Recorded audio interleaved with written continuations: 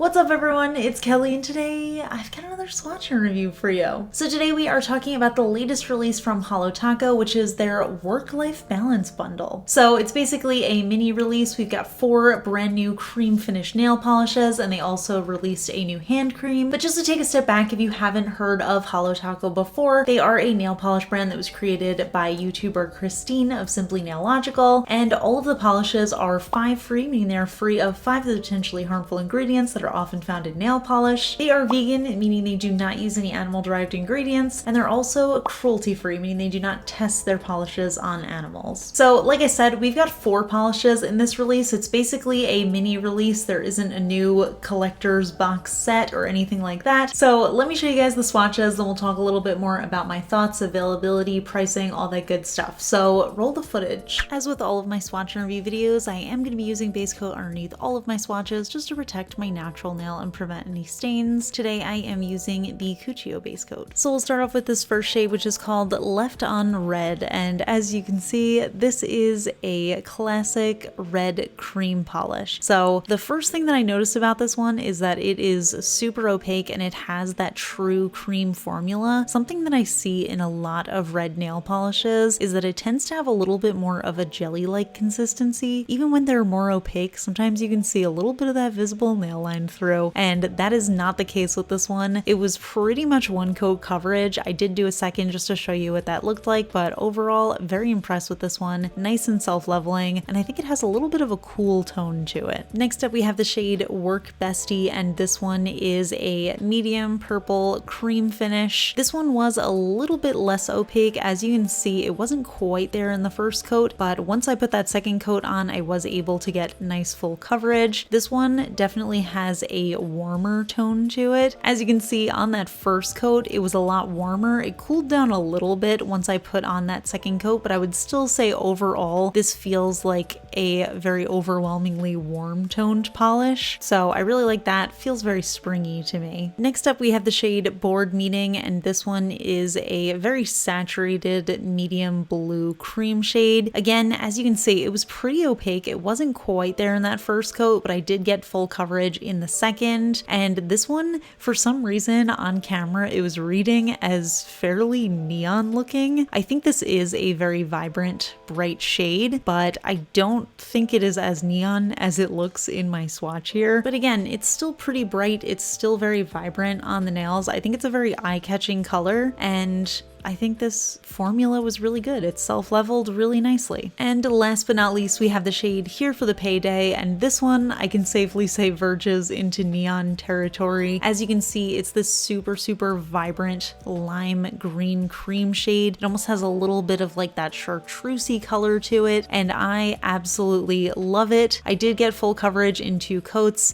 I noticed it dried a tiny bit darker than it applied on my nails, but it was still super vibrant, super bright. And again, just a very eye-catching color. I can see myself wearing this one a lot in the summer. And like I always say, there aren't enough green nail polishes in the world, so I'm always excited to add a new green to my collection. So here are all of the shades together, and overall I really enjoyed them. We have some nice basic solid colors here. I actually really appreciate it. I thought it was kind of funny that this is the work-life balance collection, and I would say the top 2 shades are work appropriate, office appropriate colors, and then the bottom 2 shades are kind of like the life party kind of color. So I thought that was pretty fun. I also felt like this collection was giving me a little bit of a vibe of their Electric Hollows collection. This almost felt like it was the cream counterpart to those polishes. They're not exactly the same, but I feel like they would definitely work well together as accents, so definitely enjoyed that as well. So those are the polishes, and like I said, I think they're just some nice basics to have in your collection. They're super opaque. I think they're going to be really great for nail art. I always look for like almost one coat coverage when I am doing nail art because I think it's just a lot easier to get a good design that way. I do like that wide flat brush with the rounded tip, and that's something that they do with all of their cream finish polishes. They do actually have a round skinny brush for their specialty finish topper kind of polishes, but I think it's the most important for me at least to have a wide flat brush when I'm applying a cream finish, so I'm totally fine with that. So I also decided decided to try something a little funky with this collection. Since there were only 4 polishes, I wanted to like do a little experimenting. So I decided to mix them all together and see what color I could get. That's something that we saw a little bit with their 2nd anniversary collection, and I thought I would try it out with this collection as well. I have to say, I am not very surprised that I ended up with purple because of course there is already a purple in the collection, and then we also had red and blue, which would mix together to make purple. So I knew it was going to be heavily purple, which I also think is pretty funny because I think that Holo Taco in general tends to stray a little bit purple when you do polish mixing. So I thought that was just a fun little experiment to try out. I am trying a couple of new little things this week with my videos with smaller collections, so definitely stay tuned. Let me know what kind of stuff you like. If you want to see nail art, or if you want to see me mixing the collections together, or if you want to see other things that I try out. So definitely let me know in the comments. But anyway, back to the polishes. These ones come in 12 milliliter bottles and they retail for $11 USD each on the Holo Taco website, and they also have a discounted rate for the bundle, which retails for $40 USD for all 4 polishes. Like I said, they also came out with a brand new hand cream and it has jojoba oil in it. This comes in a 100 milliliter container and it retails for $16 USD. So I'm gonna link everything down in the description below. You can check that out if you're interested, but I would love to hear your thoughts. What do you think of this bundle? Which color is your favorite? What finishes do you like best from Holo Taco? I'm very curious to hear from you, so leave it in the comments. We can chat. If you enjoy my swatch and review videos, please give this one a thumbs up. It lets me know I'm doing a good job. And if you're not already subscribed to my channel, please consider subscribing. I put out new videos every Tuesday, Friday, and Sunday. Huge shout out to my Cosmic Admirals on Patreon, Amanda M, Rocket Man's Daughter, and Paula. I really appreciate your support, and I'll see you all in my next video.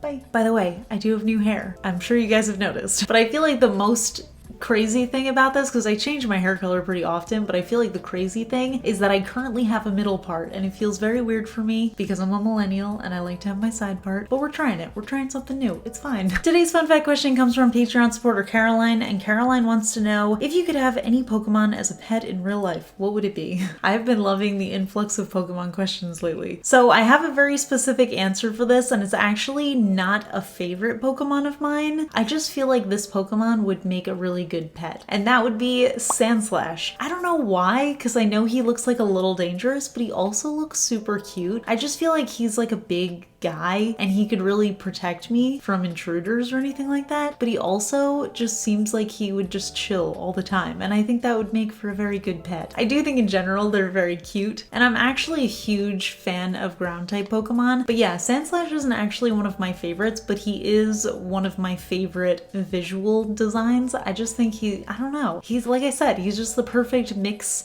of like very cute but also a little scary. So I don't know, he's like sharp but he's soft. If you have a Pokemon in mind that you would love to have as a pet, leave it down below because I'm curious. And would it be your favorite, or would it just be a random one that you think would make a good pet? And that's it. I'll see you all in my next video. Bye!